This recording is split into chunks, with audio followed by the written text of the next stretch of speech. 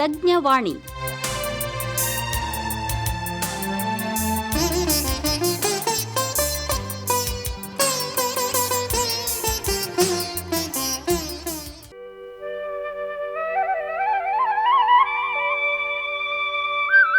ಈಗ ಆಲಿಸಿ ಕೃಷಿಯಲ್ಲಿ ಮೈಕ್ರೋಗ್ರೀನ್ಸ್ನ ಮಹತ್ವ. ಈ ಕುರಿತು ಬೀದರ್ನ ತೋಟಗಾರಿಕಾ ಮಹಾವಿದ್ಯಾಲಯದಲ್ಲಿ ಸಹಾಯಕ ಪ್ರಾಧ್ಯಾಪಕರಾಗಿ ಕಾರ್ಯನಿರ್ವಹಿಸುತ್ತಿರುವ ಡಿಆರ್ ಜಹಾನ್ವಿ ಅವರೊಂದಿಗಿನ ಸಂದರ್ಶನ. ಸಂದರ್ಶಕರು ಬಿ ಸಿದ್ದಣ್ಣ. ನಮಸ್ಕಾರ ರೈತ ಬಾಂಧವರೇ, ಇವತ್ತಿನ ಕೃಷಿ ರಂಗ ಕಾರ್ಯಕ್ರಮಕ್ಕೆ ನಿಮಗೆಲ್ಲ ಸ್ವಾಗತ.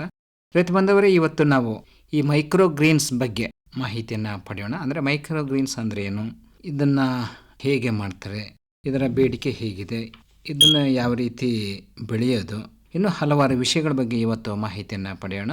ಇವತ್ತಿನ ಕಾರ್ಯಕ್ರಮದಲ್ಲಿ ಈ ಮೈಕ್ರೋಗ್ರೀನ್ಸ್ ಒಂದು ಭವಿಷ್ಯದ ಉದ್ಯಮ ಅಂತ ಏನು ಹೇಳ್ತಾರಲ್ಲ, ಅದರ ಬಗ್ಗೆ ಮಾಹಿತಿಯನ್ನು ಮಾಡಿಕೊಡ್ಲಿಕ್ಕೆ ಈಗ ನಮ್ಮ ನಿಲಯದಲ್ಲಿ ನಮ್ಮ ಜೊತೆಗಿದ್ದಾರೆ ಬೀದರ್ನ ತೋಟಗಾರಿಕಾ ಮಹಾವಿದ್ಯಾಲಯದ ಸಹಾಯಕ ಪ್ರಾಧ್ಯಾಪಕರಾದ ಡಿಆರ್ ಜಹಾನ್ವಿ ಅವರು. ನಮಸ್ಕಾರ ಮೇಡಮ್. ನಮಸ್ತೆ ಸರ್. ಕಾರ್ಯಕ್ರಮಕ್ಕೆ ತಮಗೆ ಸ್ವಾಗತ ಮೇಡಮ್. ಮೇಡಮ್, ಮೈಕ್ರೋಗ್ರೀನ್ಸ್ ಭವಿಷ್ಯದ ಉದ್ಯಮ ಅಂತ ನಾವು ಇತ್ತೀಚೆಗೆ ಸ್ವಲ್ಪ ಕೇಳ್ತಾ ಇದ್ದೀವಿ. ಈ ಮೈಕ್ರೋಗ್ರೀನ್ಸ್ ಅಂದರೆ ಏನು, ಅದ್ರ ಬಗ್ಗೆ ಮೊದಲಿಗೆ ಹೇಳಿ ನಮ್ಮ ರೈತ ಬಾಂಧವರಿಗೋಸ್ಕರ. ಮೈಕ್ರೋಗ್ರೀನ್ಸ್ ಎಂದರೆ ಆರಂಭಿಕ ಹಂತದಲ್ಲಿ ಕೊಯ್ಲು ಮಾಡುವಂತಹ ಎಳೆಯ ಸಸ್ಯಗಳು, ಅಂದ್ರೆ ಟ್ರೂ ಲೀವ್ಸ್ ಅಂತ ಹೇಳ್ತೀವಿ. ಪ್ರಾರಂಭಿಕ ಹಂತದಲ್ಲಿ 2 ಎಲೆಗಳು ಏನ್ ಬರ್ತಾವಲ್ಲ, ಅದನ್ನೇ ನಾವು ಕೊಯ್ಲು ಮಾಡಿಬಿಟ್ಟು ಮಾರಾಟ ಮಾಡೋದನ್ನ ನಾವು ಮೈಕ್ರೋಗ್ರೀನ್ಸ್ ಅಂತ ಹೇಳ್ತೀವಿ. ಸೊ ಮೈಕ್ರೋಗ್ರೀನ್ಸ್ ಮತ್ತೆ ಸ್ಪ್ರೌಟ್ಸ್ ನೀವು ಕೇಳಿರ್ಬೋದು ಈಗೆಲ್ಲ, ಅದು 2 ರಿಂದ 3 ದಿನದಲ್ಲಿ ಬರುತ್ತೆ ಸ್ಪ್ರೌಟ್ಸ್. ಅದನ್ನ ನಾವು ಮೊಳಕೆ ಕಟ್ಟಿ ತಿನ್ನೋದನ್ನ ಕಾಳು ಅಂತ ಹೇಳ್ತೀವಿ. ಈ ಮೈಕ್ರೋಗ್ರೀನ್ಸ್ ಅಂತಂದ್ರೆ ಬೀಜ ಮೊಳಕೆ ಹೊಡೆದು 7 ರಿಂದ 14 ದಿನ ಆಯ್ತು, ಒಂದೊಂದು ಗಿಡಗಳು 21 ದಿನದ ತನೂ ಕೂಡ ಬರೋ ತರ ಆ ರೀತಿಯಾಗಿ ನಾವು ಕಟಾವು ಮಾಡ್ಬಿಟ್ಟು, ಅಂದ್ರೆ ಬೇರನ್ ಬಿಟ್ಟು ಕಾಂಡದಿಂದ ಮೊದಲು 2 ಎಲೆಗಳನ್ನ ಮಾತ್ರ ನಾವು ಹಾರ್ವೆಸ್ಟ್ ಮಾಡ್ಕೊಂಡ್ಬಿಟ್ಟು ತಿನ್ನುವಂತನ್ನ ನಾವು ಮೈಕ್ರೋಗ್ರೀನ್ಸ್ ಅಂತ ಹೇಳ್ತೀವಿ. ಇತ್ತೀಚಿನ ದಿನಗಳಲ್ಲಿ ಇದು ಅತ್ಯಂತ ಪ್ರಾಮುಖ್ಯತೆಯನ್ನ ಪಡೆದುಕೊಳ್ತಿದೆ. ಯಾಕೆಂದ್ರೆ ನಮ್ದು ಬದಲಾಗ್ತಿರುವಂತ ಆರೋಗ್ಯ ಶೈಲಿ ಆಗಿರ್ಬೋದು ಅಥವಾ ಜೀವನ ಶೈಲಿ ಆಗಿರ್ಬೋದು, ನಮ್ದು ಕಟ್ಟುನಿಟ್ಟಿನ ಶಿಸ್ತಿನ ಆಹಾರ, ಇದ್ರದ್ದು ಎಲ್ಲದ್ರ ಜೊತೆಗೆ ನಮ್ಗೆ ಮೈಕ್ರೋಗ್ರೀನ್ಸ್ ಅವಲಂಬಿತವಾಗಿ ಆಗೋದನ್ನ ಜಾಸ್ತಿ ಆಗ್ತಾ ಇದೆ. ಈಗ 8 ರಿಂದ 15 ದಿನಗಳವರೆಗೆ ಇದನ್ನು ನಾವು ಪಡಿಬಹುದು ಅಂತೇಳಿ, ಇದನ್ನು ಹೇಗೆ ಬೆಳಿಬೇಕು, ಯಾವ್ಯಾವ ಬೆಳೆಗಳಲ್ಲಿ ಇದನ್ನು ನಾವು ಮಾಡಲಿಕ್ಕೆ ಅವಕಾಶ ಇದೆ ಅಂತ ಹೇಳ್ತೀರಾ? ಮೈಕ್ರೋಗ್ರೀನ್ಸ್ನ ಸರ್ ಸುಮಾರು ಒಂದು 10 ರಿಂದ 15 ತರದ ವಿಧ ಸಸ್ಯಗಳಿಂದ ನಾವು ಪಡಿಬಹುದು. ಮೊದಲನೇದಾಗಿ ಸಾಸಿವೆ ನೋಡಿರ್ತೀರಾ, ಮನೇಲೆ ಸಿಗುವಂಥದ್ದು ಸಾಸಿವೆ ಆಯ್ತು, ಮೂಲಂಗಿ, ಕ್ಯಾರೆಟ್, ಸೂರ್ಯಕಾಂತಿ ಹೂವು, ಆಮೇಲೆ ಗೋಧಿ ಹುಲ್ಲು, ಬ್ರೋಕ್ಲಿ, ಬೀಟ್ರೂಟ್, ಆಮೇಲೆ ಇದೇ ರೀತಿ ದಂಟಿನ ಸೊಪ್ಪು, ಅರವೆ ಸೊಪ್ಪು, ಆಮೇಲೆ ಸಬ್ಬಸ್ಗೆ ಸೊಪ್ಪು, ಈ ರೀತಿ ಹಲವಾರು ಪ್ರಭೇದಗಳಲ್ಲಿ ನಾವು ಮೈಕ್ರೋಗ್ರೀನ್ಸ್ ನ ಪಡಿಬಹುದು. ಮೈಕ್ರೋಗ್ರೀನ್ಸ್ ಮತ್ತೆ ನಾವು ಯೂಸ್ ಮಾಡುವಂತ ತಾಜಾ ತರಕಾರಿಗಳಿಂದ ಏನ್ ವ್ಯತ್ಯಾಸ ಅಂತಂದ್ರೆ, ನಾವು ತಾಜಾ ತರಕಾರಿಗಳನ್ನ ತಿನ್ನೋದಕ್ಕಿಂತ ಮೈಕ್ರೋಗ್ರೀನ್ಸ್ ತಿನ್ನೋದ್ರಿಂದ ನಮಗೆ 35 ರಿಂದ 40 ಪಟ್ಟರಷ್ಟು ಪೋಷಕಾಂಶಗಳು ಹೆಚ್ಚಿಂದು ನಮಗೆ ದೊರೆಯುತ್ತೆ. ಇವಾಗ ನಾವು ಬ್ರೋಕ್ಲಿ ನೋಡ್ತೀವಿ, ಇವಾಗ ಮಾರುಕಟ್ಟೆಯಲ್ಲಿ ಸಿಗುತ್ತೆ ಬ್ರೋಕ್ಲಿ, ಅದಕ್ಕಿಂತ ಅದೇ ಬ್ರೋಕ್ಲಿನ ಸೀಡ್ಸ್ ಯೂಸ್ ಮಾಡ್ಕೊಂಡು ನಾವು ಅದನ್ನ ನಾವು ಮೈಕ್ರೋಗ್ರೀನ್ಸ್ ಆಗಿ ತಿಂದ್ರೆ ನಮಗೆ 40% ಅಧಿಕವಾಗಿ ದೇಹಕ್ಕೆ ಬೇಕಾಗಿರುವಂತ ಪೋಷಕಾಂಶಗಳು ನಮಗೆ ಲಭ್ಯವಾಗ್ತಾವೆ. ಅದ್ರ ಜೊತೆಗೆ ಮೈಕ್ರೋಗ್ರೀನ್ಸ್ ನಾವು ತಿನ್ನೋದ್ರಿಂದ ಅದರಲ್ಲಿ ವಿಟಮಿನ್ ಎ ಇರ್ಬೋದು, ಸಿ ಇರ್ಬೋದು, ಅದೇ ರೀತಿ ಪೊಟ್ಯಾಷಿಯಂ, ಇವೆಲ್ಲವೂ ಕೂಡ ಅದು ಪೋಷಕಾಂಶಗಳಿಂದ ಭರಿತವಾಗಿದೆ ಅಂತ ಹೇಳ್ಬೋದು. ಅದರಿಂದ ಹೃದಯ ರೋಗ ಸಂಬಂಧಿ ಕಾಯಿಲೆಗಳು ಕಮ್ಮಿ ಆಗ್ತಾವ. ಅದೇ ರೀತಿ ಮಧುಮೇಹ ನೀವು ನೋಡಬಹುದು, ಇವಾಗೆಲ್ಲ ಮೆಂತೆನ ನಾವು ದಿನ ನೆನೆಸಿ ತಿಂತೀವಿ, ಅದ್ರ ಬದಲು ಈ ತರ ಸ್ಪ್ರೌಟ್ಸ್ ನ ಮೈಕ್ರೋಗ್ರೀನ್ಸ್ ಯೂಸ್ ಮಾಡ್ಕೊಂಡು ತಿನ್ನೋದ್ರಿಂದ ಮಧುಮೇಹನ ನಾವು ನಿಯಂತ್ರಣದಲ್ಲಿ ಇಡಬಹುದು. ಈ ರೀತಿಯಾಗಿ ನಾವು ಮೈಕ್ರೋಗ್ರೀನ್ಸ್ ಇತ್ತೀಚಿನ ದಿನಗಳಲ್ಲಿ ಪ್ರಾಮುಖ್ಯತೆ ಪಡೀತಿದೆ ಸರ್. ಈ ಮೈಕ್ರೋಗ್ರೀನ್ಸ್ ಬೇಡಿಕೆ ಯಾಕೆ ಇತ್ತೀಚೆಗೆ ಜಾಸ್ತಿ ಆಗ್ತಾ ಇದೆ ಅಂತ ಹೇಳ್ತಾರೆ? ಇವಾಗಿಂದು ಜೀವನ ಶೈಲಿ ಚೇಂಜ್ ಆಗ್ತಿರೋದು ಸರ್. ಇವಾಗ ಎಲ್ಲರೂ ಜನರು ಜಾಸ್ತಿ ನಗರ ಪ್ರದೇಶಗಳಲ್ಲಿ ಹೋಗ್ತಿರೋದ್ರಿಂದ, ಅದೇ ರೀತಿ ಕೋವಿಡ್ ಆದ ತಕ್ಷಣ ಜನರ ಆರೋಗ್ಯದ ಮೇಲೂ ಕೂಡ ನಮಗೆ ಅನೇಕ ಪರಿಣಾಮಗಳಾಗಿದಾವೆ. ಹಾಗಾಗಿ ಜನ ಇವಾಗ ತಾಜಾ ಆಹಾರ ಅಥವಾ ತಾಜಾ ತರಕಾರಿಗಳನ್ನ ಜಾಸ್ತಿ ತಿನ್ನಲಿ ಬಯಸ್ತಿದ್ದಾರೆ. ಅದ್ರ ಬದಲು ಇವಾಗ ರೆಫ್ರಿಜರೇಟರ್ ಸ್ಟೋರ್ ಮಾಡಿ ಇಡೋದಕ್ಕಿಂತ ಈ ತರ ತಾಜವಾಗಿ ದೊರೆಯುವಂಥವು ಮತ್ತೆ ಆರೋಗ್ಯ ದೃಷ್ಟಿಯಿಂದನೂ ಕೂಡ ತಿನ್ನೋ ತರ ಅವರು ನೋಡ್ತಿದ್ದಾರೆ. ಆಮೇಲೆ ಇವಾಗ ನಗರ ಪ್ರದೇಶದಲ್ಲಿರೋ ಚಿಕ್ಕ ಪ್ರದೇಶದಲ್ಲಿ ಇದು ಮನೆಯಲ್ಲಿ ಗೃಹಿಣಿಯರೇ ನಾವು ಇದನ್ನ ಬೆಳೆಸ್ಬೋದು. ಮೈಕ್ರೋಗ್ರೀನ್ಸ್ ನ ಅವರೇ ರೆಡಿ ಮಾಡ್ಕೊಂಡ್ಬಿಟ್ಟು ಮನೆಗೆ ಎಷ್ಟು ಜನಕ್ಕೆ ಬೇಕಾಗುತ್ತೋ ಅಷ್ಟೇ ಜನಕ್ಕೆ ಅವ್ರು ಪ್ರೊಡ್ಯೂಸ್ ಮಾಡ್ಬಿಟ್ಟು ತಿನ್ಬೋದು. ಹಾಗಾಗೂ ಕೂಡ ಇದು ಮಹಿಳೆಯರು ಒಂದು ಸ್ವಾವಲಂಬಿಗಳಾಗಿ ಬೆಳಿಬಹುದು ಅಥವಾ ಅವರೇ ಒಂದು ಉದ್ಯಮ ಸ್ಟಾರ್ಟ್ ಮಾಡ್ಬಿಟ್ಟು ಕೂಡ ಯಶಸ್ಸನ್ನ ಪಡಿಬಹುದು. ಆ ನಿಟ್ಟಿನಲ್ಲೂ ಕೂಡ ಇತ್ತೀಚೆಗೆ ಈ ಉದ್ಯಮ ತುಂಬಾ ಪ್ರಮುಖವಾಗಿ ಬೆಳೀತಿದೆ. ಇದಕ್ಕೆ ಯಾವುದೇ ದೊಡ್ಡದಾಗಿ ಜಾಗ ಬೇಕು ಅನ್ನೋದಿಲ್ಲ, ಇರೋಂತ ಕಡಿಮೆ ಜಾಗದಲ್ಲೇನೆ ಕೂಡ ನಾವು ಯೂಸ್ ಮಾಡ್ಕೊಂಡ್ಬಿಟ್ಟು ಈ ಉದ್ಯಮನ ನಾವು ಸ್ಟಾರ್ಟ್ ಮಾಡ್ಕೋಬಹುದು. ಈಗ ನಮ್ಮ ಕೆಲವು ರೈತರು ನಾನು ಅಣಬೆ ಬೆಳಿತೀನಿ ಅಂತ ಹೇಳ್ತಿರ್ತಾರೆ, ಅವರು ಮನೆಯಲ್ಲೇ ಅಣಬೆ ಬೆಳಿತಿರ್ತಾರೆ. ಹೌದು ಸರ್. ಇದು ಒಂದು ನಾವು ಮೈಕ್ರೋ ಗ್ರೀನ್ ಅಂತ ನಾವು ಹೇಳ್ಬೋದಾ? ಹೌದು ಸರ್, ಅದೇ ರೀತಿನೇ ಬೆಳಿಬಹುದು. ಇದನ್ನು ಕೂಡ 10x10 ರೂಮಲ್ಲೂ ಕೂಡ ನಾವು ವರ್ಟಿಕಲ್ ಕಬ್ಣದ ರ್ಯಾಕ್ಸ್ ನ ಹಾಕೊಂಡ್ಬಿಟ್ಟು ಜೋಡಿಸ್ಕೊತಾ ಹೋಗುನು ಕೂಡ ನಾವು ಬೆಳಿಬಹುದು. ಇದನ್ನ ಟ್ರೇಸ್ ಸಿಗ್ತಾವ್ ಸರ್ ನಮಗೆ. ಪ್ಲಾಸ್ಟಿಕ್ ಟ್ರೇಸ್ ಆಯ್ತು, ಅಥವಾ ಈಗ ನಾವು ಮನೇಲಿ 4-5 ಜನ ಕುಟುಂಬಕ್ಕೆ ಬೆಳಿಬಹುದು ಅಂದ್ರೆ ಮನೇಲಿರೋ ಕುಂಡಗಳನ್ನೆಲ್ಲ ನಾವು ಹಾಕೊಂಡ್ಬಿಟ್ಟು ಬೆಳಿಬಹುದು. ಇಲ್ಲಾಂದ್ರೆ ದೊಡ್ಡದಾಗಿ ಉದ್ಯಮ ಏನಾದ್ರೂ ಪ್ರಾರಂಭಿಸಿ ಬೆಳಿಬೇಕು ಅಂತಂದ್ರೆ ದೊಡ್ಡ ರೂಮು ಅಥವಾ ಯಾವ್ದಾದ್ರು ಈ ತರ ವರ್ಟಿಕಲ್ ಆಗಿರೋ ಅಂತವು ಮೇಲ್ಗಡೆ ಹಿಂಗ್ ಜಾಗ ಇಡ್ಸೋ ತರ ಆಗಿರೋ ಟ್ರೇಸ್ ನಾವು ತಗೊಂಡ್ಬಿಟ್ಟು ನಾವು ಬೆಳಿಬಹುದು. ಇತ್ತೀಚಿನ ದಿನಗಳಲ್ಲಿ ತರಕಾರಿ ಬೆಳೆಗಳಲ್ಲಿರ್ಬೋದು, ಈ ತರ ಬೆಳೆಗಳಲ್ಲಿ ಕೆಲವರೆಲ್ಲ ರಾಸಾಯನಿಕಗಳನ್ನು ಹೆಚ್ಚು ಬಳಸ್ತಾರೆ, ಹಂಗಾಗಿ ಅದು ಆರೋಗ್ಯದ ಮೇಲೆ ಪರಿಣಾಮ ಬೀರುತ್ತೆ ಅಂತ ಬಹಳಷ್ಟು ದೂರುಗಳು ನಾವು ಕೇಳ್ತಿರ್ತೀವಿ. ಯಾಕಂದ್ರೆ ಬೆಳೆಯವರಿಗೇನೋ ಲಾಭ ಬರಬೇಕು, ಆ ಒಂದು ದೃಷ್ಟಿಯಿಂದ ಹೆಚ್ಚಿಗೆ ಔಷಧಗಳು ಹಾಕಿ ಈ ತರ ತರಕಾರಿಗಳ ಬೆಳೆಯಂಥದ್ದು ಈಗ ಆಗ್ತಾ ಇದೆ. ಈ ಮೈಕ್ರೋಗ್ರೀನ್ಸ್ ಬೆಳೆಯೋದ್ರಿಂದ ತರಕಾರಿನ ನಾವು ಸ್ವಾವಲಂಬಿಯಾಗಿ ಮನೆಯಲ್ಲೇ ಬೆಳ್ಕೋಬಹುದು ಅಂತ ಹೇಳ್ಬೋದು. ಯಾವ ರೀತಿ ಮನೆಯಲ್ಲೇ ಬೆಳಿಬೇಕು ಅಂತ ಯಾರಾದ್ರೂ ಮನಸ್ಸು ಮಾಡಿದ್ರೆ, ಈಗ ಮನೆಗೆ ಅವಕಾಶ ಇರುತ್ತೆ, ನೀರಿನ ಸೌಲಭ್ಯ, ಅದಕ್ಕೆ ಹೆಚ್ಚಿಗೆ ನೀರು ಬೇಕಾಗಲ್ಲ, ಯಾವ ರೀತಿ ಬೆಳಿಬೇಕಂತ ನೀವು ಹೇಳ್ತೀರಾ? ನಾವು ಮನೇಲೇ ಬೆಳ್ಕೋಬೇಕು ಅಂತಂದ್ರೆ ನಾವು ಮನೇಲಿ ಮಾಮೂಲಿ ಪ್ಲಾಸ್ಟಿಕ್ ಟ್ರೇಸ್ ತಗೋಬಹುದು. ಅಂದ್ರೆ 4-6 ಇಂಚ್ ಇರೋ ಅಂತ, ಅಂದ್ರೆ ಅಗ್ಲ 4-6 ಇಂಚ್ ಅಷ್ಟು ಅಗ್ಲ, ಆಮೇಲೆ 3-4 ಇಷ್ಟು ಡೀಪ್ ಇರ್ಬೇಕು, ಅಂತಂದ್ರೆ ತೆಳು ಪದರನ ಹೊಂದಿರ್ಬೇಕು. ಆ ತರ ತಟ್ಟೆಗಳನ್ನು ನಾವು ಬೆಳ್ಕೋಬಹುದು.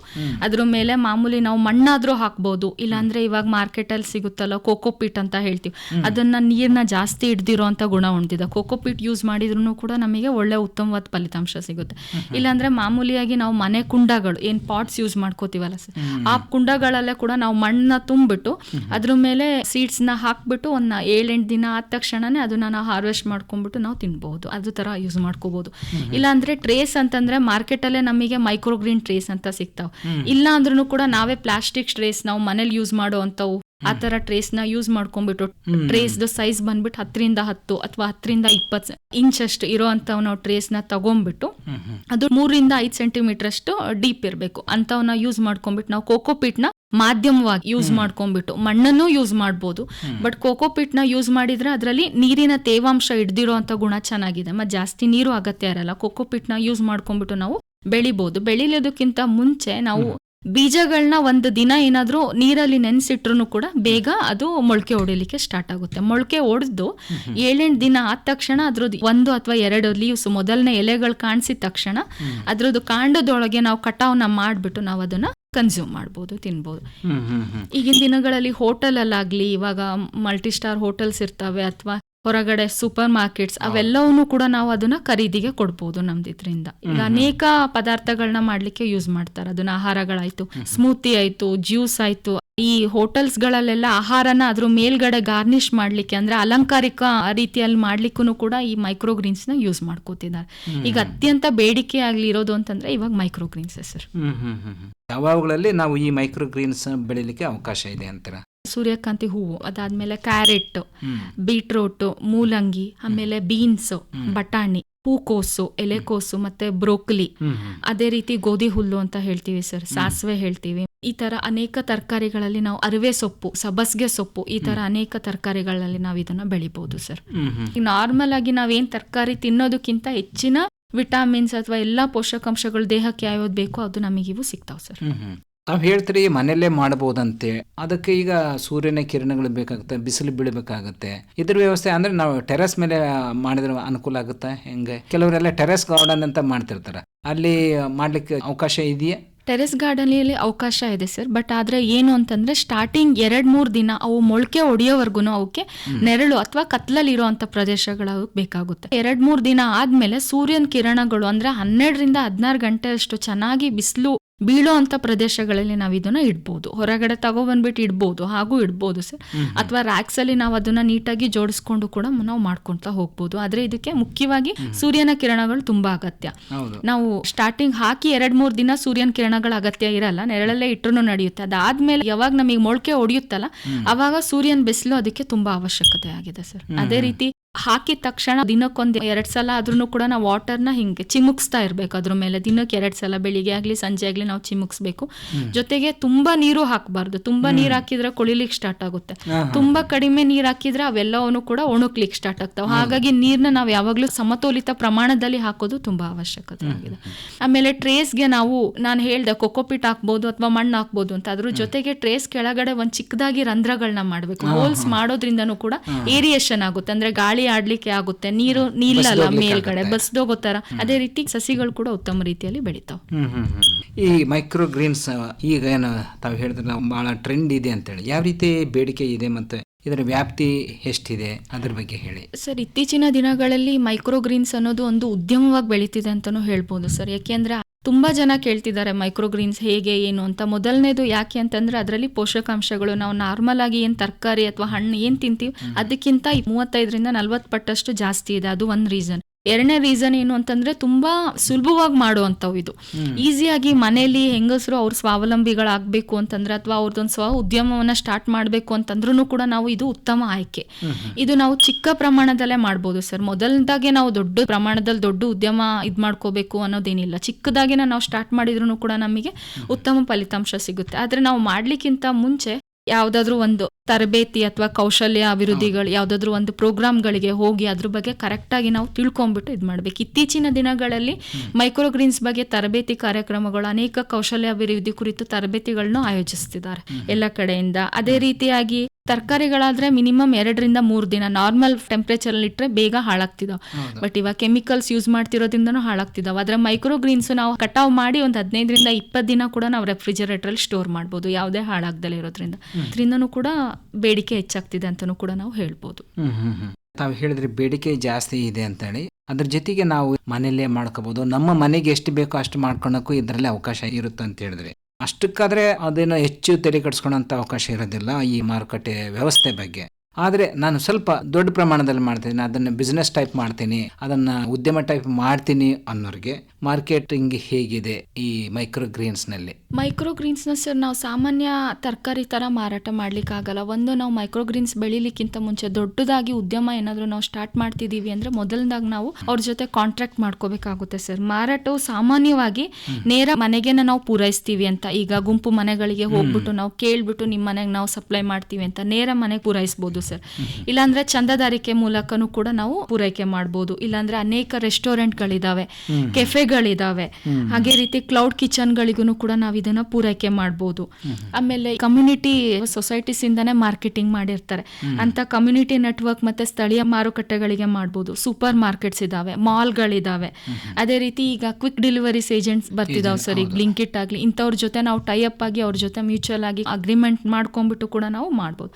ಅದ್ರ ಜೊತೆಗೆ ನಾವು ನಮ್ದು ಉದ್ಯಮ ಸ್ಟಾರ್ಟ್ ಆಗಿದೆ ಅನ್ನೋದು ಜಾಹೀರಾತು ಕೂಡ ಮುಖ್ಯ ಸರ್. ಜಾಹೀರಾತುನು ಕೊಡಬೇಕು. ಅದೇ ರೀತಿ ಅದ್ರ ಬಗ್ಗೆ ಅನೇಕ ಜಾಗೃತಿ ಕಾರ್ಯಕ್ರಮಗಳು ಮಾಡ್ಬಿಟ್ಟು, ಅಂದ್ರೆ ಜನರಿಗೆ ನಾವು ಮೈಕ್ರೋ ಗ್ರೀನ್ಸ್ ಅವ್ರ ನಂಬಿಕೆ ಮೇಲೆ ಆಧರಿಸಿದೆ ಸರ್. ಅವ್ರಿಗೆ ಒಂದ್ಸಲ ನಾವು ಖರೀದಿ ಮಾಡಿ ಅವ್ರಿಗೆ ನಮ್ಮ ಮೇಲೆ ನಂಬಿಕೆ ಬಂತು ಅಂದ್ರೆ ಅವ್ರು ಮತ್ತೆ ಬರ್ತಾರೆ. ಹಾಗಾಗಿ ಜಾಹೀರಾತು ಕೂಡ ತುಂಬಾ ಮುಖ್ಯ. ಈಗ ತಾವು ಆಗ್ಲೇ ಹೇಳಿದ್ರಿ, ಪ್ರಾರಂಭ ಮಾಡೋಕ್ಕಿಂತ ಮೊದಲು ಎಲ್ಲಾದ್ರೂ ಒಂದು ತರಬೇತಿ ಪಡ್ಕೊಂಡ್ರೆ ಸೂಕ್ತ ಅಂತೇಳಿ. ತಮ್ಮ ಒಂದು ತೋಟಗಾರಿಕಾ ಮಹಾವಿದ್ಯಾಲಯ ಏನಿದೆಯಲ್ಲ ಬೀದರ್ನಲ್ಲಿ, ನಿಮ್ಮ ಒಂದು ಮಹಾವಿದ್ಯಾಲಯದಲ್ಲಿ ಈ ಥರ ಒಂದು ತರಬೇತಿ ಏನಾದರೂ ಸಿಗುತ್ತೆ? ಯಾರಾದರೂ ಮನಸ್ಸು ಮಾಡಿದ್ರೆ ನಾನು ಮಾಡ್ಬೋದು ಅಂತಂದರೆ? ಸರ್ ಸಿಗುತ್ತೆ ಸರ್, ತರಬೇತಿ ಸಿಗುತ್ತೆ. ಈಗ ನಾವು ಕೂಡ ಆರ್ಗನೈಸ್ ಮಾಡ್ತಿರ್ತೀವಿ ಸರ್, ತಿಂಗಳಿಗೆ ಅಥವಾ ಯಾವಾಗಾದ್ರೂ ಇದ್ದಾಗ ಸಸ್ಯ ಸಂತೆ ಈ ತರದ್ರಲ್ಲಿ ಅಥವಾ ಯಾವ್ದಾದ್ರು ಟ್ರೈನಿಂಗ್ ಪ್ರೋಗ್ರಾಮ್ಸ್ ಮಾಡ್ತಿರ್ತೀವಿ ಸರ್, ಕ್ಷೇತ್ರೋತ್ಸವ ಮಾಡ್ತಿರ್ತೀವಿ. ಅಂತ ಟೈಮಲ್ಲಿ ಇದ್ರ ಬಗ್ಗೆನೂ ಕೂಡ ನಾವು ಜನರಿಗೆ ಮಾಹಿತಿನ ಜಾಗೃತಿ ಕಾರ್ಯಕ್ರಮಗಳನ್ನ ಮೂಡಿಸ್ತಿದೀವಿ ಸರ್. ಜೊತೆಗೆ ನಾವು ಯಾವುದೇ ವಿಶ್ವವಿದ್ಯಾಲಯಗಳನ್ನ ನೀವು ವಿಸಿಟ್ ಮಾಡ್ಬೋದು, US ಬ್ಯಾಂಗ್ಳೂರ್ ಇರ್ಬೋದು ಅಥವಾ ಧಾರವಾಡ ಇರ್ಬೋದು ಅಥವಾ ಬಾಗಲಕೋಟ್ ಇರ್ಬೋದು, ನಮ್ದು UHS ಬಾಗಲಕೋಟ್, ಎಲ್ಲೇ ಹೋದ್ರೂ ಕೂಡ ಇದ್ರ ಬಗ್ಗೆ ಎಲ್ಲರ ಹತ್ರನೂ ಮಾಹಿತಿ ಇರುತ್ತೆ ಸರ್. ಅವರು ಹೋಗ್ಬಿಟ್ಟು ಅದ್ ಪಡೆದು, ಈವನ್ ಇಲ್ಲಿ ನಮ್ದು ಬಾಗಲಕೋಟ್ ಯೂನಿವರ್ಸಿಟಿಲಿ ಇದ್ರದ್ದು ಎಲ್ಲಾ ಬೀಜಗಳು ಕೂಡ ನಮಗೆ ಲಭ್ಯವಿದೆ ಸರ್. ಅವ್ರ ಹತ್ರ ಖರೀದಿ ಮಾಡ್ಬಿಟ್ಟು ಕೂಡ ನಾವು ಉದ್ಯಮನ ನಾವು ಸ್ಟಾರ್ಟ್ ಮಾಡ್ಕೋಬಹುದು ಸರ್. ತುಂಬಾ ಧನ್ಯವಾದ ಮೇಡಮ್. ಈ ಮೈಕ್ರೋ ಗ್ರೀನ್ಸ್ ಒಂದು ಭವಿಷ್ಯದ ಉದ್ಯಮ ಅಂತ ತಾವೇನ ಮಾಹಿತಿ ನೀಡಿದಿರಲ್ಲ, ಇದು ಹೊಸ ವಿಧದಲ್ಲಿ ನಮ್ಮ ರೈತರು ಇದನ್ನ ಯೋಚನೆ ಮಾಡಬಹುದು. ಅದರಲ್ಲಿ ಮನೆಯಲ್ಲಿರೋಂಥ ಹೆಣ್ಮಕ್ಳು ಇರ್ಬೋದು ಅಥವಾ ಮನೇಲಿ ಕೆಲಸ ಇಲ್ಲ ಅಂತೇಳಿ ಕೆಲವರು ಇರ್ತಾರಲ್ಲ, ಇಂಥದ್ದು ಮಾಡಿಕೊಂಡು ಮನೆಗೆ ಅನುಕೂಲ ಆಗಂಗೆ ಸಾಕಷ್ಟು ಈ ತರ ಒಂದು ಮೈಕ್ರೋ ಗ್ರೀನ್ಸ್ ಇದರಲ್ಲಿ ತಮಗೆ ಬೇಕಾದ ಆಹಾರ ತರಕಾರಿಗಳನ್ನ ಇರ್ಬೋದು ಅಥವಾ ಸೊಪ್ಪು ತಾವೇನು ಹೇಳಿದ್ರಲ್ಲ ಇಂಥವುಗಳನ್ನ ಬೆಳ್ಕೊಳ್ಳಕ್ಕೆ ಅವಕಾಶ ಇದೆ. ಇನ್ನು ಹೆಚ್ಚಿನ ಮಟ್ಟದಲ್ಲಿ ಅವ್ರು ಮಾಡೋದಿದ್ರೆ ಅದಕ್ಕೆ ತರಬೇತಿನೂ ಸಿಗುತ್ತೆ, ಅವರು ಕೃಷಿ ವಿಶ್ವವಿದ್ಯಾಲಯ ಇರ್ಬೋದು ಅಥವಾ ತೋಟಗಾರಿಕೆ ವಿಶ್ವವಿದ್ಯಾಲಯ ಇರ್ಬೋದು, ಇಲ್ಲ ತಮಗೆ ಹತ್ತಿರವಾದಂಥ ಕೃಷಿ ವಿಜ್ಞಾನ ಕೇಂದ್ರ ಅಥವಾ ಕೃಷಿ ಮಹಾವಿದ್ಯಾಲಯಗಳು ಅಲ್ಲಿ ಹೋಗಿ ಸಂಪರ್ಕ ಮಾಡಿದ್ರು ಅವರಿಗೆ ಮಾಹಿತಿ ಸಿಗುತ್ತಂತ ನಾವು ಹೇಳ್ಬೋದು. ಕಾರ್ಯಕ್ರಮದಲ್ಲಿ ಭಾಗವಹಿಸಿ ಸಾಕಷ್ಟು ಮಾಹಿತಿಯನ್ನು ತಾವು ನಮ್ಮ ರೈತ ಬಾಂಧವರಿಗೆ ತಿಳಿಸ್ಕೊಟ್ರಿ. ಅದಕ್ಕಾಗಿ ಆಕಾಶವಾಣಿ ಪರವಾಗಿ ತಮಗೆ ಧನ್ಯವಾದಗಳು. ನಮಸ್ಕಾರ.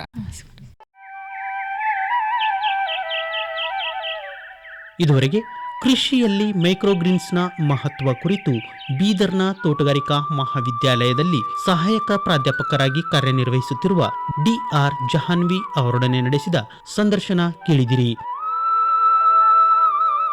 ಇವರನ್ನ ಸಂದರ್ಶಿಸಿದವರು ಬಿ ಸಿದ್ದಣ್ಣ.